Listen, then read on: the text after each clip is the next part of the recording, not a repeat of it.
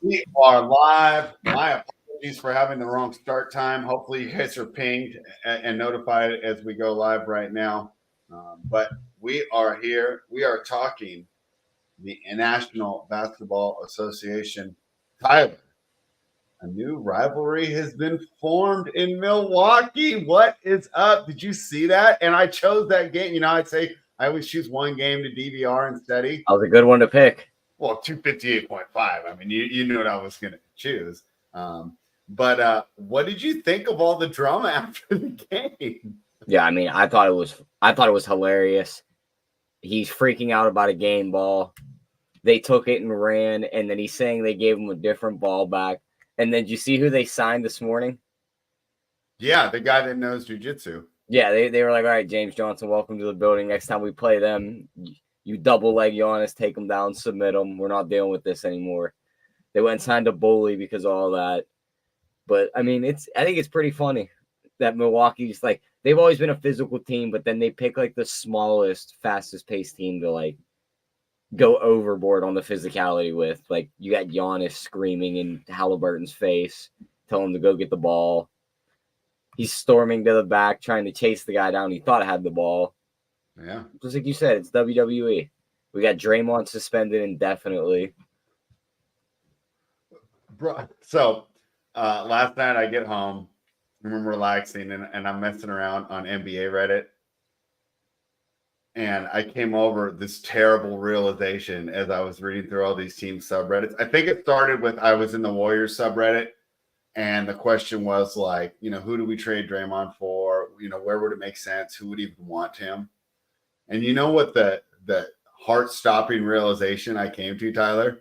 What's that? What's the team that he would fit on the best? The Lakers. Second best? Dallas. Third best? Indiana. I'm trying to make this about me, Tyler. Who do you think I'm going to say? Who's got a history coaching Draymond? Who doesn't have any rim protection in the middle and can have Draymond play the 5 on defense while we have Sabonis play the 5 on offense? There's a 0% chance he comes to Sacramento. You don't think that makes sense? So I don't have to worry about it because I've been slandering him all day. Like, what did I say about him yesterday, right? We should be out for 50 games. Yeah, but it's just, I mean, I like the basketball idea of it, but it's just, it never happened. He wouldn't even have to move. He's not coming nowhere. Well, I personally don't want him. I was just, the realization came to me. I guess you're right about Indiana too, huh? Yeah, they need a goon. Yeah, all right. Well, we're going to be quick today. Let's just dive right. Anything else about the NBA from last night? I apologize for betting Miami. We got double dipped there because the game didn't go over because of Charlotte. Let's just get into these games since we're on time. Let's screw last night. Yeah. Cleveland Cavaliers are +9 against Boston, taking on the Celtics. Now, Tyler, this is a rematch of 2 games ago, right? Yes. 1 game ago. It was 2 nights ago. 2 nights ago. 1 game ago. That game closed at 10.5. Now it's 9. The Cavaliers covered that game, but barely, right? Even after jumping out to a big lead. Yep. What do you think about this game tonight? I like the Cavaliers more last time. I think that I don't know if they get out so fast tonight. What do you think of this game? Yeah, I mean, I think Boston wins, but I'm not laying 9. If the spread's not only going to move 1 point when their second best player is going to be out. So probably just a stay away from me in the end. Maybe like a Tatum 30+ and win, or a Tatum double and win. Through like a performance double would be high coming on this game. Yeah, I have this game projected at 117 to 107. So real close to the spread, real close to the total. I'm fine passing on this game. The Chicago Bulls are +4. They're in Miami. They're taking on the Heat. The total is 216.5. Tyler, I know that we've been very profitable fading the Bulls this season. However, as Zach LaVine's gone out of the lineup, this team has been playing a little better here. They lost by 8 to Denver in Denver their last time out. It's a tough place to play. They only lost by 4 against Milwaukee as an 11.5-point dog. Before that, they beat the Spurs, which isn't super impressive, but you beat who's in front of you. They beat the Hornets. They beat the Pelicans. and they beat the Bucks. So this team really isn't playing that bad. We faded the Heat at home last night. That was their biggest home win of the season. Now they're right back at it tonight. What are your thoughts here? I have this game projected 115 to 108. My projections, just like, well, I guess not like last night, but my projections like the over again, and they think the Heat will cover. What do you think? Yeah, probably a complete stay away from me. I don't like Chicago games. It's the Heat on a back-to-back after they screwed us last night. I don't want to try and jump in on them, and then they lay the dud here. And I'm not betting on a Chicago team that I don't trust, so probably stay away from me. With last night's cover, the Heat improved to 2-7 at home. So see, they haven't been the best home team, and you can see why we were attacking them. The Bulls, however, only 3-7 against the spread on the road. We're not taking another over here, right? I'm not touching this game. All right. Next up on the docket, this is a fun one, Tyler. The Minnesota Timberwolves are +1. They're in Dallas. They're taking on the Mavericks. The total is 230.5. This line was 2. When it moved, oh, no. So we didn't get any official Ant Edwards news? He's still questionable. Yeah, I saw that. McDaniels is questionable. Yeah. On the other side, Tim Hardaway will most likely play. Derek Jones at 50-50. Seth Curry, Josh Green, Kyrie Irving, and Maxi Kleber all out. Ant Edwards, Jaden McDaniels, and Jordan McLaughlin are all game-time decisions for the Timberwolves. Tyler, the Timberwolves have been excellent this year at home, but on the road, they're only 4-5-1 against the spread. The Mavericks, however, are only 4-6 against the spread at home.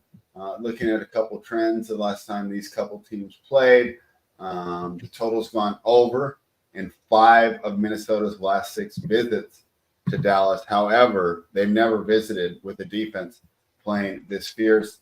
Dallas has gone over in their last 5 games, and Dallas is also 5-1 straight up in their last 6 hosting Minnesota. What do you think? Yeah, I'm on Minnesota here. I think they win this game rather easily. Rather easily, huh? Third game in 4 nights for Dallas. They're already thin. They got one big guy that's going to have to contend with 2 very good rebounders and then Naz Reid off the bench. They have the perimeter defenders to throw at Luka, and there's no Kyrie to just dish the ball off to and go be the second ball handler here. I don't trust the likes of Jade and Hardy in this matchup. I think Minnesota wins this game regardless of Ant Edwards' status. If he plays, I like him better. If he doesn't play, I still like them. I'm still going to take Minnesota in this matchup. I think it's a perfect spot for them. I feel like yesterday with the Rockets, dude. If you bet it, I'll join you, but I don't love it. It's the third game in 4 nights with a depleted team. So, I mean, are we betting it? I think we should. Like you said, if you hit submit, I'll hit submit. I'm going to be on Minnesota here. All right, we have our first official play of the day, guys. The Minnesota Timberwolves, -105 on the money line, -108. I might as well take the +1. Screw the 3 cents. We'll be on the Timberwolves. So we have 3 games, 1 play so far. The Brooklyn Nets are +9. Tyler, they got the upset win last night against Kevin Durant and the fully formed Phoenix Suns. This is a tough spot, though, Tyler. You talked about where they were at last night, traveling from Sacramento down to Phoenix. Now they go to one of the toughest places to play in a back-to-back, and the 2, of course, are Denver and Utah with the altitude. But tough spot here. But I feel like the books have correctly put the line here at 9. Brooklyn's been a beast against the spread this year. Of course, they got another win. I have this game projected at 118 to 110. So a slight edge towards taking the Nets. However, because of the potential fatigue, because of the potential travel, I was completely off this game. What do you think? You got to take Denver here. Really?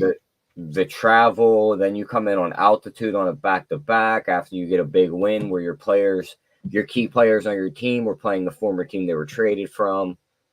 You know they wanted that win more than they want this one. This is a bad matchup for them. When they play bigger centers, they get absolutely mauled by them like Embiid. Jokic is going to do the same exact thing to them. And Denver needs a very solid win. Jokic was kicked out of the last game on just some BS calls. You know he's going to come out here and dominate. The last time he was kicked out, he showed up the next game and triple-doubled. I'm going to bet it again right here. Denver's going to win this game. If you're worried about the points, maybe take like a Brooklyn first half and Denver full time, where it's like, oh, Brooklyn was able to win the first half because they still had some legs underneath them.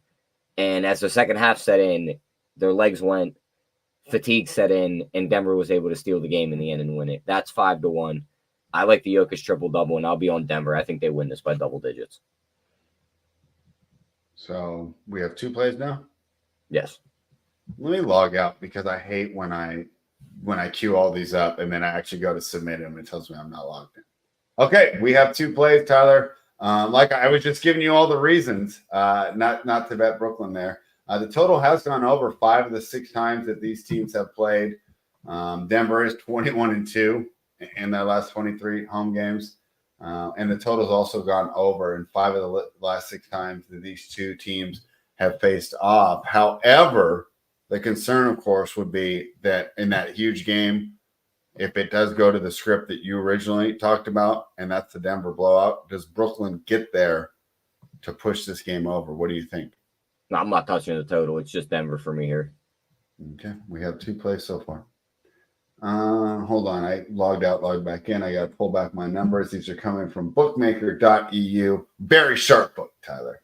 The Oklahoma City Thunder are plus 1.5 in Sacramento, taking on the Kings with a total of 244.5. I have this game projected as the Thunder win. So my projections have an edge here. I also have this game coming in at 236 on a 244, but I don't necessarily need to take an under when playing the Kings. The total's gone over in 4 of Oklahoma City's last 5 games, and the Kings have gone over in 5 of their last 5 games at home. Sacramento has also beat Oklahoma City the last 5 times they played. Let's be careful with that one, though, right, Tyler? Because this Oklahoma City team is not nearly what it once was. So even though Sacramento has been able to do well against them, this is a different monster that they're facing tonight. The projections, Tyler, are telling me to take the Thunder. What do you think? They played them once since OKC's been the new team they are this year. I'd have to exactly look and make sure everyone played. Sacramento was able to pull away and win that game by 7 at home. They were 1 point. We were on the Thunder in that game, right? They were 1 point underdogs in that game. They were what? They were 1 point underdogs. Was it only one? I thought it was at home. I don't know why. I'm going right back to OKC. I think it's a good matchup for them. They have SGA and Dort that they could throw at Fox to try and slow him down. Sacramento doesn't play much defense outside of maybe 2 guys, and OKC doesn't really kill you with wings. They kill you with guards. So I don't see Keegan Murray being much of a factor on defense. Like maybe he slows down Jalen Williams, but I think SGA gets his 30. I think Chet's able to pull Sabonis away from the hoop a little bit. I'm on OKC here. I think they win the game outright. I'll take the +2, though. You're getting +2? Yeah. I have +1.5. Okay, so we have 3 plays so far, right?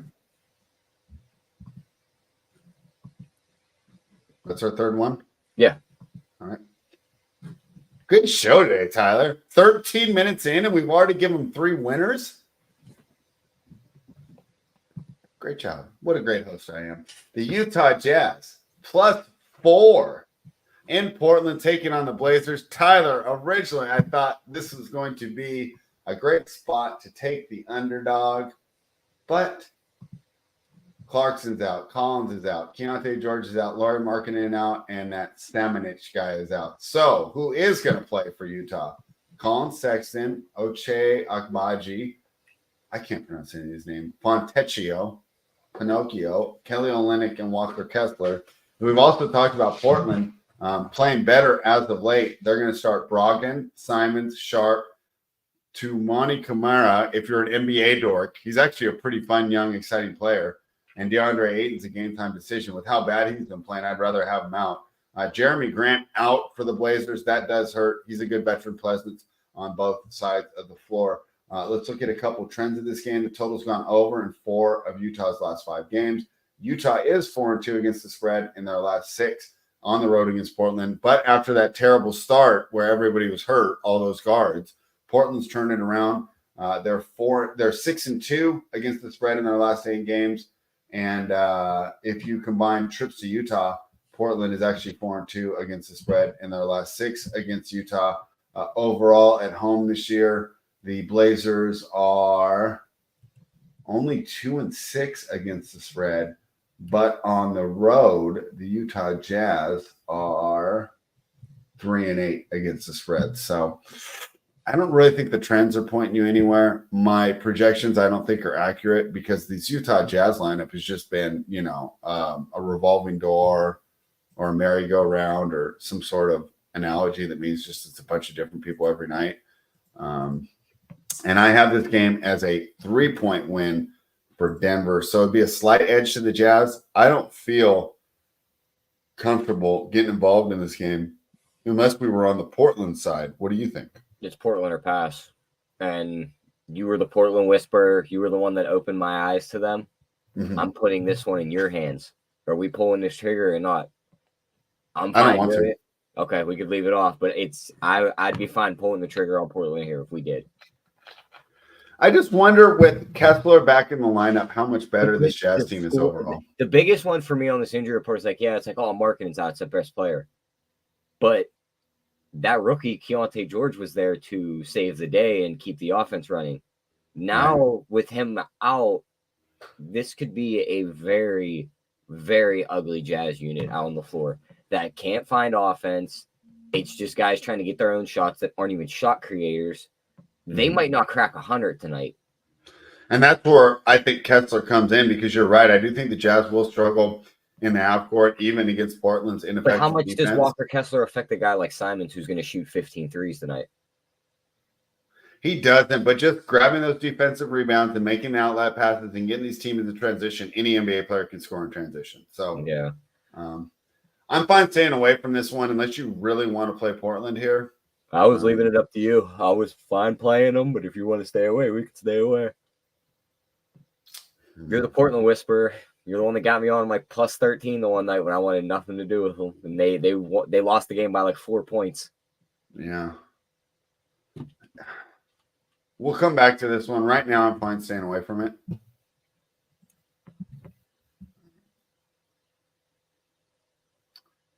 Do you think there's a chance it stays within the number? It feels like Portland wins it's a blowout.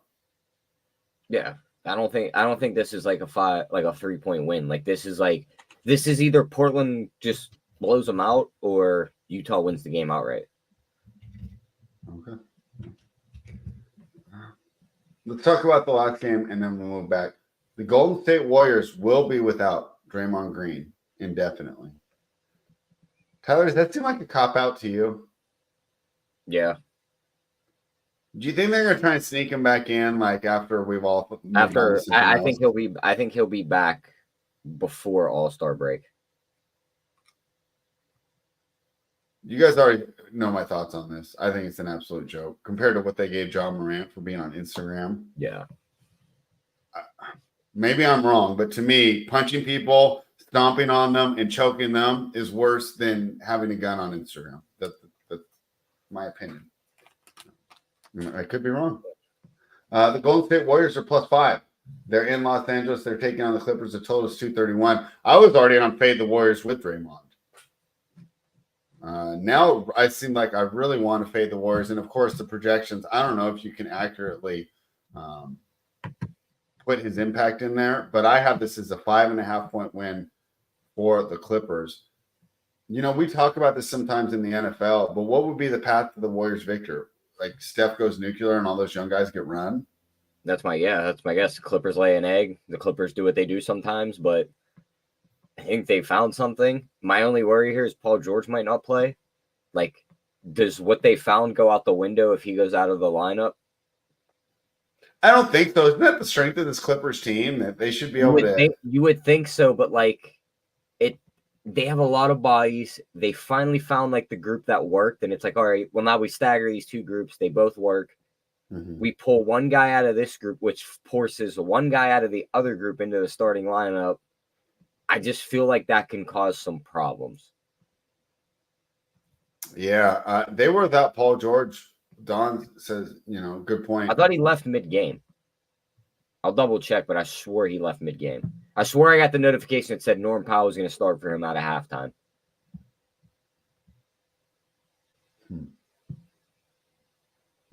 He played 16 minutes against the Kings, and he didn't come back out after halftime. So that's what happened. What? I don't get. Why are they getting projected minutes yesterday, but not today? You only get a couple per week. All right. So you want to stay off this one, huh? I mean, you're not playing the Warriors, are you? No. Of the final two games we just talked about, I'd rather bet Portland over the Clippers. Okay. I think that's fair. Because we're going to get Steph when we take the Clippers, right? If there's anyone who could single-handedly will his team, right? 50-point explosion. Kuminga actually plays normal. Yeah, and it's like maybe some of the young guys like I don't see Kawhi going to chase him around, so it's like, oh, we could get screwed with like the likes of James Harden and Russell Westbrook just getting absolutely flamethrower torched by Steph Curry. Yeah. All right. So I guess the final question is: do we make Portland an official then? Because we're just saying off this game. I'll take control of this one. Yes, we do. I tried to force you to say yes, but I'll say yes. But I'm putting it on there. All right. There we have it. Of the 4 bets we just placed, Tyler, what is your best bet of the day? It's going to be Timberwolves money line. They're going to win that game outright rather easily against that Dallas team. All right. I'll go ahead and I'll fade the home team, the Sacramento Kings. I'll take the Oklahoma City Thunder. You talked about the multiple reasons why we like this team better. They're both teams with prolific offenses, but the Thunder have much better defense. Not sure where the Kings are at right now after that poor performance in Los Angeles. This is their first game back in Sacramento. Kind of a weird trip, right? We hosted Brooklyn, then we head down to Los Angeles. Now we're back at home. It should be interesting. It doesn't really count as that first game back on the road trip. But unfortunately, I hate to say this, but Thunder might just be the better team. Yeah. I think so. Mean, this is one of the few times we don't have the best point guard on the floor. Yep. When you count defense, Chet's equal to or better than Sabonis. If you count defense, right? Sabonis is a better offensive player. But, I mean, Chet's miles ahead of him. And then we just look at that supporting cast. We don't have a stopper like Dort. The way the Williams are playing. I hate to do this, but, Thunder. Plus there we go. All right. There we have it. Yeah, Don's seen Portland minus 4.5. I just bet -4 at Bookmaker, Don. -4 is in my pocket. Tyler, let's have a good night tonight. Looking forward to it. Some more NBA. Of course, I'll have the Raiders game on as well. Having a lot of fun tonight. Any other final thoughts in the NBA before we get out of here? No, just the other bet I'd lock in. It was a prop. It was Jokic triple-double. I think he just goes out there, runs rampant on Claxton in that small front court in Brooklyn, and they win that game easily. And he has that triple-double halfway through the third quarter if he doesn't have it before then. All right, there you have it. Bonus bet from Tyler. We'll be back tomorrow, and we'll be on time tomorrow, 3 p.m. Eastern, and then we're going to follow that up with some NFL at 4 p.m. Eastern. Thank you, everybody, for joining us. Cash these winners and nuke the house.